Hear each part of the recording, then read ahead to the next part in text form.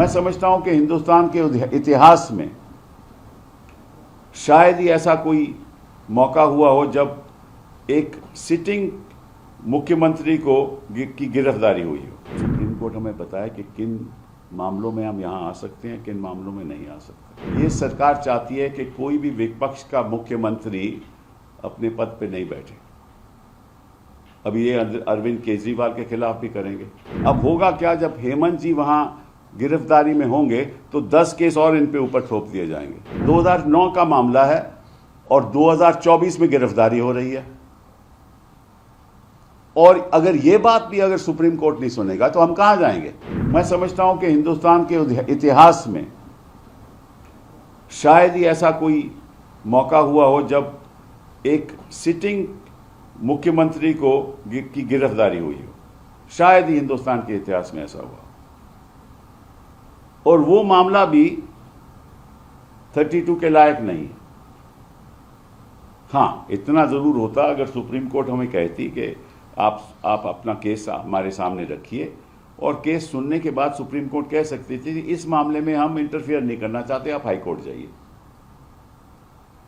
लेकिन ये कहना कि आप हाई कोर्ट पहले जाइए, कोई सुनवाई ना हो, या तो सुप्रीम कोर्ट हमें बताए कि किन मामलों में हम यहां आ सकते हैं, किन मामलों में नहीं आ सकते।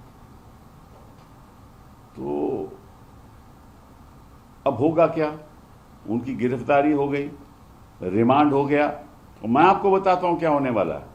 इसको कोई ताज्जुब की बात नहीं, हमें तो पहले ही मालूम था कि ये देखिए, ये सरकार चाहती है कि कोई भी विपक्ष का मुख्यमंत्री अपने पद पे नहीं बैठे।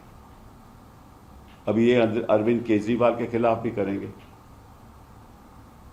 आपको मुझे मालूम है कि इनका मकसद ये है कि डबल इंजन सरकार होनी चाहिए, कोई विपक्ष की सरकार होनी ही नहीं चाहिए। डबल इंजन सरकार का तो मतलब यही है ना कि हमारी सरकार दिल्ली में भी और भाजपा की सरकार वहां भी। ये इनका मकसद है।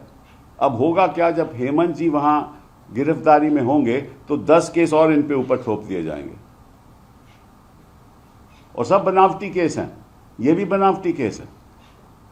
10 थोप दिए जाएंगे और वो निकलेंगे नहीं, ताकि जब 2024 का इलेक्शन हो तो फायदा भाजपा को। और एक आदिवासी, जिसको मैं समझता हूं कि हिंदुस्तान के इतिहास में शायद ही किसी आदिवासी को ऐसा पद मिला हो, उस आदिवासी को आपने गिरफ्तार कर दिया एक फर्जी मामले में। कोई एविडेंस है नहीं, कोई नाम है नहीं, और क्या आरोप क्या है कि 8.5 एकड़ का कोई जमीन है। 2009 में उन्होंने ये जमीन हड़प कर ली। उस जमीन में इनका नामो निशान नहीं है, रेवेन्यू रिकॉर्ड में इनका नामो निशान नहीं है, वो किसी और के कब्जे में है।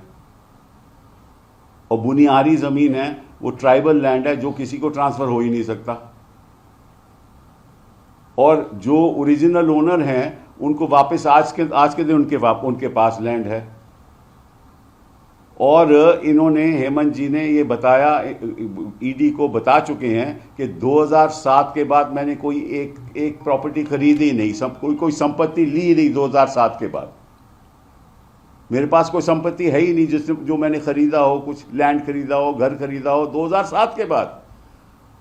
2009 का मामला है और 2024 में गिरफ्तारी हो रही है।